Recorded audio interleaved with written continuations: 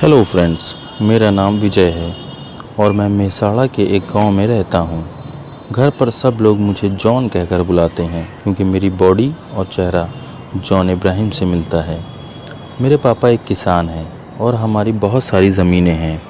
खेती के लिए हम खेत में काम करने के लिए बहुत सारे मज़दूर रखते हैं।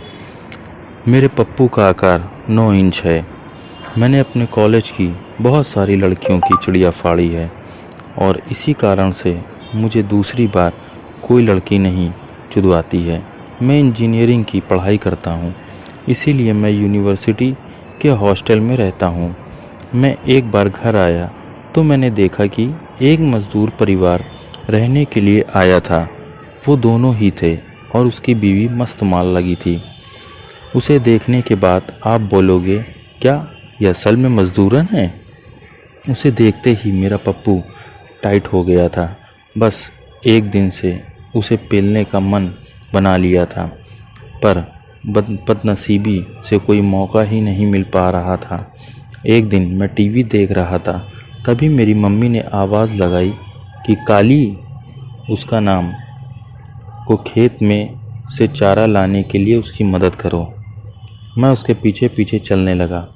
उसकी मटकती पिछवाड़ी देखकर मेरा पप्पू टाइट हो गया और चलते चलते मेरे पैर से न जाने क्या टकराया। मैं उससे जा टकराया और मेरा हाथ सीधे उसके मम्मों पर गए। ये कुछ किया तो मैं तुम्हारी मम्मी को बता दूंगी।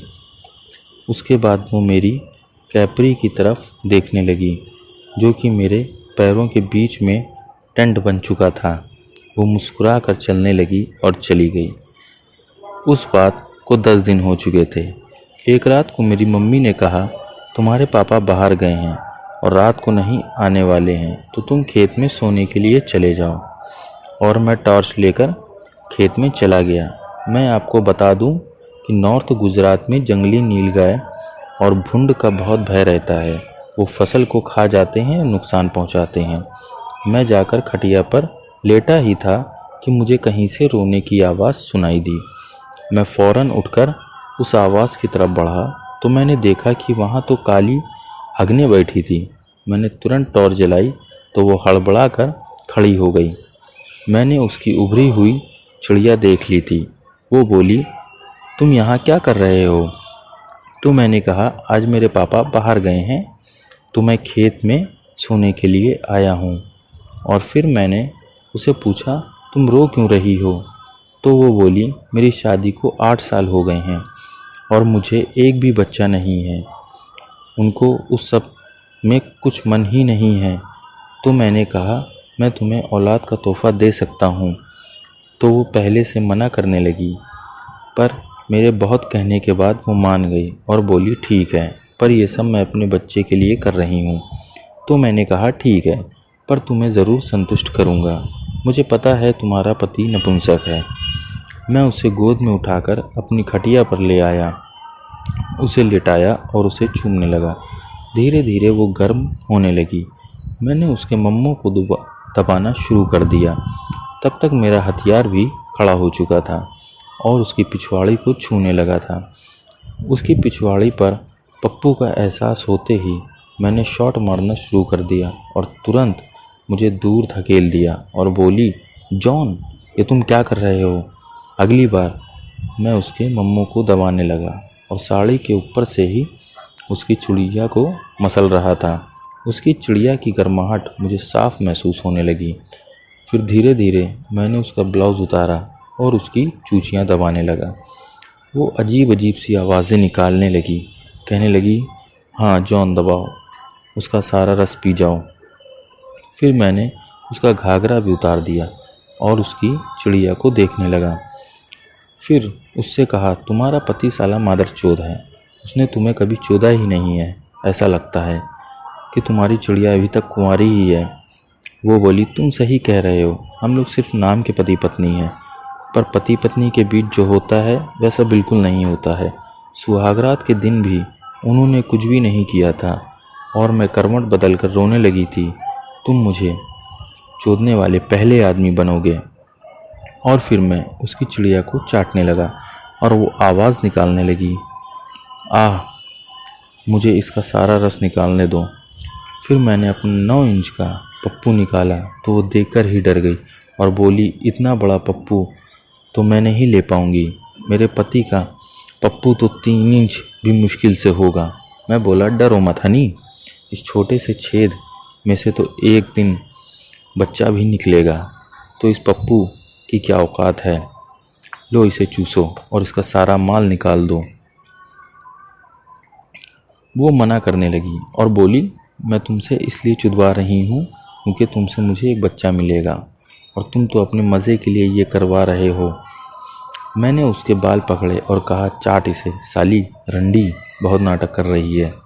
और मैंने अपना पप्पू उसके मुंह में ठूस दिया और एक ही झटके में पूरा पप्पू उसके गले तक डाल दिया। वो सांस भी नहीं ले पा रही थी। फिर मैंने बाहर निकाला। फिर वो बोली, तुम ज़बरदस्ती मत करो, मैं चूसती हूँ। और वो चाटने लगी और मैं तो स्वर्ग में पहुँच गया। और फिर मैं झड़ने वाला था तो उसका सिर पकड़कर ज़ोर से आगे पीछे करने लगा और एक शॉट में मेरा पप्पू उसके गले में उतर गया और मैंने अपना सारा माल उसके मुंह में ही छोड़ दिया। वो भी उसे पी गई और बोली, इसका स्वाद बहुत ही अच्छा है। मेरे पप्पू से पानी निकल जाने के कारण पप्पू कुछ शिथिल ज़रूर हो गया था, पर उसने मेरे पप्पू को फिर से चूसा तो वो फिर से खड़ा होकर लहराने लगा। मैंने उसे रोका तो बोली, क्या हुआ और चूसूं? मैंने कहा, नहीं बस ठीक है, चल अब तेरी चिड़िया को भी इसका स्वाद चखाता हूँ। फिर मैं अपना पप्पू उसकी चिड़िया में रगड़ने लगा। मुझे उसकी चिड़िया की जगह कोई लावा जैसा महसूस हो रहा था। फिर मैंने अपना पप्पू धीरे से उसकी चिड़िया में पेला।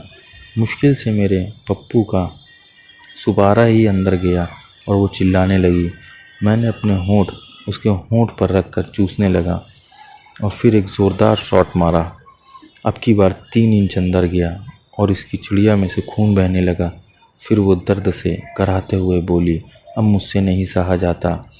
पर मैंने फिर से एक शॉट मारा और पूरा पप्पू अंदर चला गया और वो ज़ोर से चीख पड़ी और बेहोश हो गई। और मैंने उसे होश में आने तक कुछ नहीं किया। साली ने मुझे बहुत तड़पाया था। अब सारी बारी थी।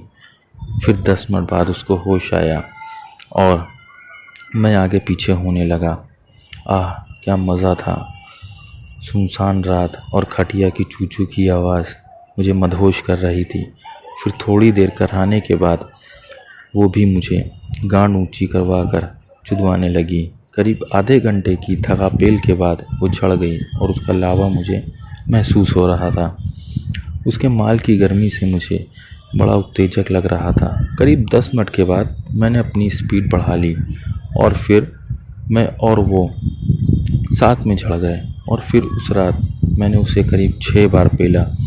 उसके बाद तो वो मेरे पप्पू पर फिदा हो गई और हम 1 साल तक वैसे ही मौका मिलते ही एक दूसरे में खो जाते थे। फिर 9 महीने और 4 दिन बाद उसे एक बच्चा भी हुआ।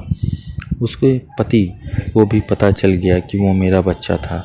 फिर वो उसे मेरे पास खुद ही चुदवाने लाता था और बोलता था, मैंने इसे कभी नहीं पेला और मैं इसके पास नहीं जाता हूँ क्योंकि ये जब गर्म हो जाती है तो मैं इसे संभाल नहीं पाता हूँ।